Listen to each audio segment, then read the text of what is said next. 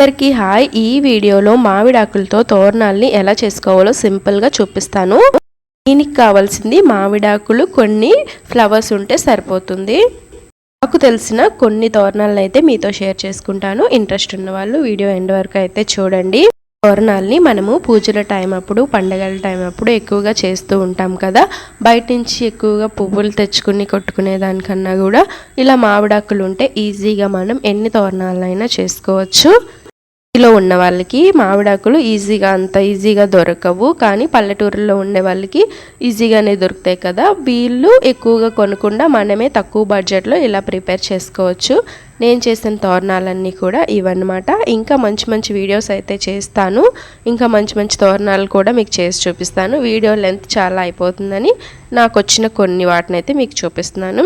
ఆకుని తీసుకొని ఆకుకైతే కాడని కట్ చేసుకోవాలి. కట్ చేసుకున్న తర్వాత సెంటర్లో కూడా ఇలా కట్ చేసుకోవాలన్నమాట, బోత్ సైడ్స్ కూడాను. మధ్యలో కూడా మనకు ఒక కాడలా వచ్చేటట్టుగా కట్ చేసుకోవాలి. వీడియోలో చూస్తే మీకు అర్థమవుతుంది నేను ఎలా కట్ చేస్తున్నాను అనేది. ఇప్పుడు ఈ ఆకుని ఇలా పైనుంచి తీసి లోపలికి ఫోల్డ్ చేయాలి. లోపలికి ఫోల్డ్ చేసి కింద నుంచి పట్టుకొని లాగితే ఒక షేప్ అయితే వస్తుంది. నేను చెప్పేదానికన్నా కూడా మీరు వీడియోలో క్లారిటీగా చూస్తే రాని వాళ్ళకి ఎవరికైనా ఈజీగా అయితే వచ్చేస్తుంది. ఈ తోరణాలని చాలామంది చేసుకుంటారు. రాని వాళ్ళ కోసం అయితే నేను చూపిస్తున్నాను. ఎలా చేసుకోవాలో చాలామందికి తెలియదు కదా, వాళ్ళ కోసం అయితే నేను చూపిస్తున్నాను. వెనకాల ఉన్నటువంటి ఆ కాడని లోపలికి ఫోల్డ్ చేసేసడమే. లోపల ఇప్పుడు ఒక ఫ్లవర్ని అయితే ఇన్సర్ట్ చేసుకోవాలి. ఫ్లవర్ ఉంటే బెటరు. నేను చిన్న ఆకులు తీసుకున్నాను కాబట్టి చిన్న ఫ్లవర్ అయితే సరిపోతుంది. ఇప్పుడు దీన్ని మనం స్టాప్లర్తో ఒక పిన్ అయితే పెట్టేసుకుంటే ఇంకా ఒక తోరణం అయితే రెడీ అయిపోతుంది. ఇలాగే మనకి ఎన్ని తోరణాలు కావాలంటే మనము అలా చేసుకొని ఏదైనా ఒక తాడికి ఇలా పెట్టేసుకుంటే చాలా బాగుంటుంది. మన గుమ్మానికి ఎంతలా సరిపోతుందో అంతలా.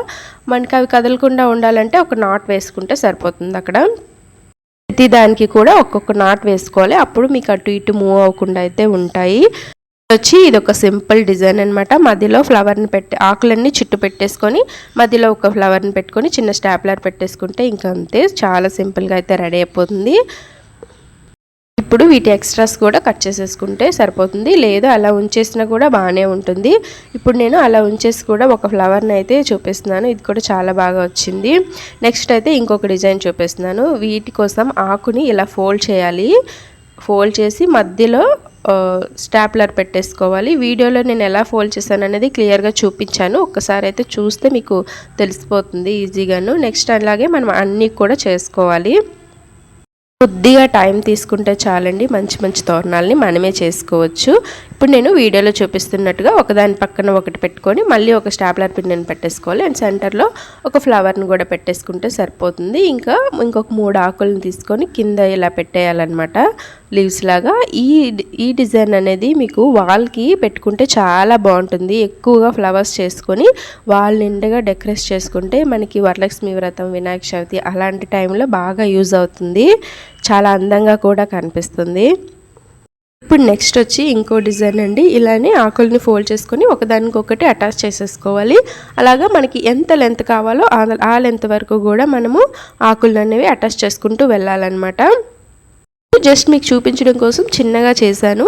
ఇప్పుడు స్టార్టింగ్లో ఒక లీఫ్ చేశాను కదా, ఇలా కట్ చేసి దీనికి ఫ్లవర్ పెట్టి ఇప్పుడు ఇదే లీఫ్ని దీనికి అటాచ్ చేసేస్తున్నాను.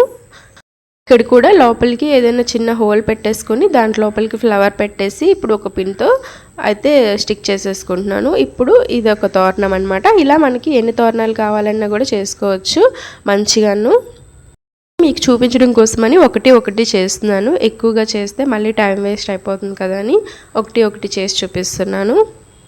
ఇప్పుడు ఈ తోరణానికి అయితే ముందు ఒక 4 ఆకులను తీసుకొని మధ్యలో పిన్నుని పెట్టుకోవాలి. నేను వీడియోలో చూపిస్తున్నట్టుగా మళ్ళీ వాటిని రివర్స్ తిప్పి ఇట్లా ఫోల్డ్ చేసుకుంటే మనకు ఒక బుట్టలాగా వస్తుందన్నమాట. ఈ బుట్టతో ఎన్ని డిజైన్స్ అయినా చేయొచ్చు. ఈ వీడియోకి వచ్చిన రీచ్ని బట్టి నేను నెక్స్ట్ అయితే ఇందులో ఇంకా మంచి మంచి వీడియోస్ చేయడానికి ట్రై చేస్తాను. చూసారా, ఒక బుట్టలా రెడీ అయింది కదా. దీనికి కూడా సేమ్ నేను ముందు ఎలాగైతే ఫోల్డ్ చేసుకున్నానో అలానే ఫోల్డ్ చేసుకొని ఆకుని ఒక పిన్ అయితే పెట్టేసుకోవాలి. దీన్ని ఇప్పుడు అటాచ్ చేసేసుకోవాలి. ఇలాగా వీడియోలో చూపిస్తున్నట్టుగా నేను ఎలా చూపిస్తున్నానో సేమ్ అలానే అటాచ్ చేసుకుంటే మనకు ఒక తోరణం అనేది రెడీ అయిపోతుంది. చూసుకుంటా ఎంత లెంత్ కావాలో అంతవరకు అయితే తీసేసుకోవాలి. నేనైతే ఒక 2 లీవ్స్ని అటాచ్ చేసేస్తున్నాను. ఇంకా వీటి మధ్యలో ఫ్లవర్స్ కూడా పెట్టుకోవచ్చు. అది ఎలాగో నేను నెక్స్ట్ ఇంకా తోరణాలు వీడియోస్ చేసేటప్పుడు చూపిస్తాను. ఇప్పటికైతే మీకు సింపుల్గా ఎలా చూపిస్తున్నాను. దీనికి కింద చిన్నగా ఒక హోల్ పెట్టేసుకొని ఒక ఫ్లవర్ని అయితే అటాచ్ చేసుకోవాలి. ఫ్లవర్ ఒకటి అటాచ్ చేసుకుంటే ఇంకంతే, కిందకైతే అస్సలు పడదు, అలానే ఉంటుంది. మీకు ఇంకా డౌట్ ఉంటే ఒక పిన్నిని కూడా స్టాప్లర్ పిన్నిని పెట్టేసుకుంటే ఈజీగా ఉంటుంది. సెంటర్లో కూడా ఒక 2 గులాబీలను అయితే పెడుతున్నాను. డెకరేషన్ లుక్ చాలా బాగుంటుంది డెకరేషన్కి అని చెప్పి. నెక్స్ట్ వచ్చి ఇంకో డిజైను. ఇప్పుడు దీనికి కూడా సేమ్ అలాగే ఒక ఆకుని ఫోల్డ్ చేసి ఇలా లీవ్స్ లాగా చేసేసుకుంటున్నాను. ఇప్పుడు వీటిని ఒకదాని పక్కన ఒకటి పెట్టి ఫ్లవర్ లాగా చేసుకొని పిన్ పెట్టేసుకోవాలి సెంటర్లో. ఇప్పుడు దీనికి ఏదైనా ఒక చిన్న డబుల్ సైడ్ టేప్ ఉంటుంది కదా, దాన్ని అటాచ్ చేసేసి ఒక ఫ్లవర్ పెట్టేసుకుంటే సింపుల్ డిజైన్ అయితే రెడీ అయిపోతుంది. నెక్స్ట్ వచ్చేసి ఇంకొకటి అనమాట, ఒక ఆకుని తీసుకొని ఇలాగా ఫోల్డ్ చేసుకోవాలి. నేను వీడియోలో చూపించాను కదా, మీరు అలానే ఫోల్డ్ చేసుకొని సెంటర్లో దీనికి కూడా ఒక ఫ్లవర్ పెట్టుకుంటే ఇది ఒక డిజైన్ లాగా ఉంటుందన్నమాట. ఇట్లాంటి మంచి మంచి వీడియోస్ కోసం అయితే మాలతి థాట్స్ని సబ్స్క్రైబ్ చేసి పెట్టుకోండి. ఈ వీడియో నచ్చితే ఒక చిన్న లైక్ కూడా చేయండి. అంతే, వీటితో మన పండుగని సెలబ్రేట్ చేసుకోవచ్చు.